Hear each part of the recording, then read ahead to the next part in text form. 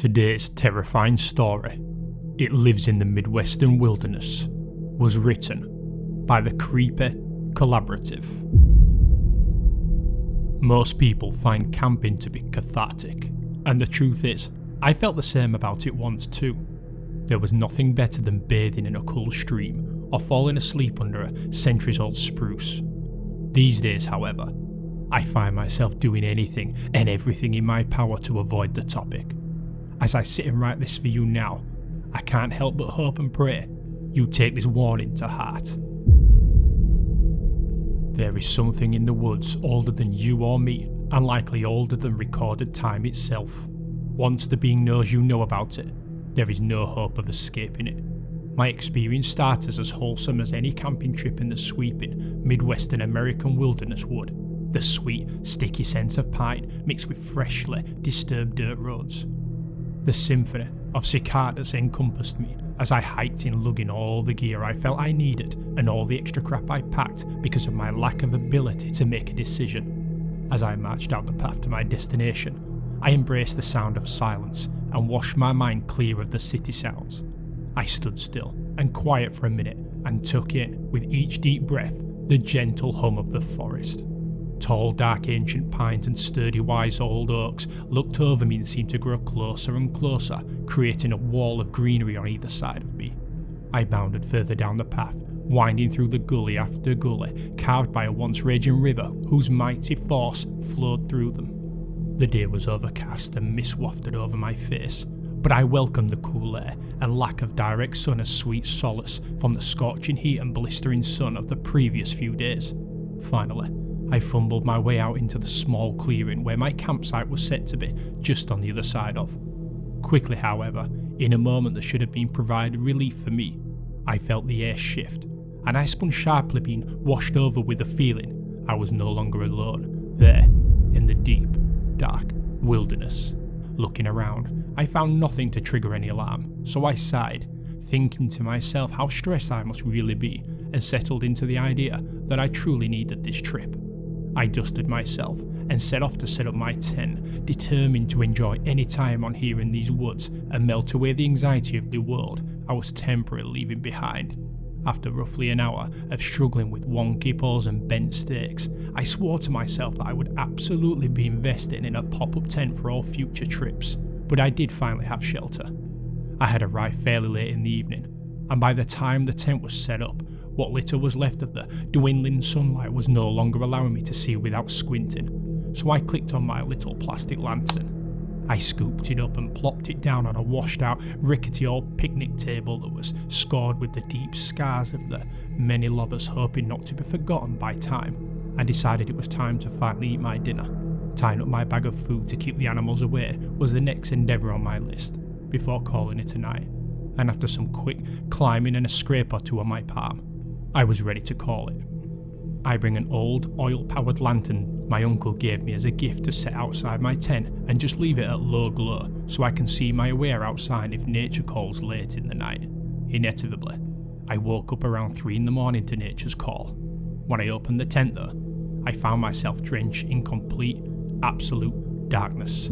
I noticed that it seemed odd that the lantern went out as I shuffled through my bag to find the plastic battery-powered one I had used earlier in the night. Once I had found it, I clicked it on and swiftly headed out into the darkness to relieve myself. As I headed back to my tent, I noticed that the lantern wasn't outside of the tent anymore. I looked around, but nothing. It seemed to have vanished, and that's when I finally looked up and noticed there wasn't a star in the sky, and the moon wasn't there either. A large crashing and the sound of glass shattering just to my left beyond the tree line jolted me to my attention, and all my senses were all heightened, and I was alarmingly aware of my own heartbeat. I stood there motionless, having absolutely no intent to alert whatever it was out there of my position, but after what felt like hours of holding completely still, I let out a slow, quiet breath and relaxed slightly, having heard nothing else to further alarm me. Mustering up some courage, I made my way over to where the noise had come from, only after listening for any sound to be absolutely sure I was the only being there. I lifted my lantern and aimed it into the trees, and what I saw turned my blood cold as ice and sent a chill tingling down my spine and my stomach up my chest. There, on the ground, just inside the line of trees, was my crushed lantern. But that's not what had petrified me. As I lifted my arm, the light of the lantern revealed deep, fresh scratch marks on the trunk of the trees in front of me. Terrified of what type of monstrosity could have possibly made those marks in the trees, I hurried back into my tent and swiftly zipped up the opening, giving myself, at the very least, a false sense of security, similar to hiding under the blankets as a child. I sat there in silence, contemplating my limited options. Finally, deciding that my safest option was to stay put and make my way back to safety in the light of the morning. As I attempted to rest, I couldn't help but fixate on every gust of wind or snapped twigs. A branch fell and nearly sent me into cardiac arrest. Somehow though, I must have fallen asleep, because I woke up suddenly sometime later with a deep sense of dread and a pulse of adrenaline running through my veins.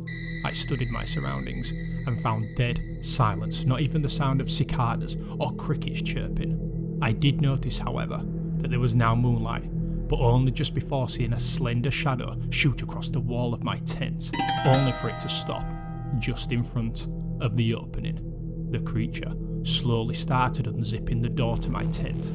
I was paralysed. As it entered my tent, the world stopped. The first thing I could see was two long, slender, human-like arms with thick talon-like claws embedded into each bony, milky white finger. It had a body that was unnaturally large and jagged, leading my eye to a face that will be burned into my memory until the day I die.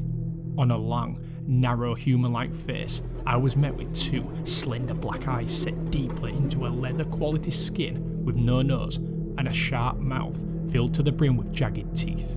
This thing emanated a stench of rotten wood and death. The creature seemed to be studying me, and I was absolutely transfixed. Suddenly, it lurched forward and wrapped its talons firmly around my ankles and yanked. Still in shock, the creature pulled me from my tent all the way to the tree line before I could even realise what was happening. I managed to kick myself free, and as I stood and turned to run, a gut-wrenching primal screech bellowed from behind me. I turned only for a moment to look, and I saw the creature standing at least 8 feet tall. Then it crouched. I began running as fast as I could get my body to allow, all while bracing for an attack from behind, but it never came. I ran for my life in that moment, and as I saw my car come into view, the world started fading to black, and my heart felt as though it was going to burst. I must have blacked out, because the next memory I have of that hell is being woken by a state parks employee tapping on the driver's side window of my car. "Hello?" She asked me if I was hurt and if I needed help, gesturing to the trail of blood leading from the path to my car. I barely noticed the blood pouring from my ankle in all the commotion, but she called an ambulance for me, and I was hurried away from that hell. The officers later told me they believe I'd been attacked by a bear that night, and not wanting to risk looking unstable, I agreed and said nothing. I know now what I saw that night, and I know it will never stop coming for me. Yesterday, I noticed scratches in the tree line in my backyard, and as the sun set this evening, I heard that screech in the distance again. I know I don't have long before it finds me, but hopefully, you can do what I wasn't able to, and avoid meeting.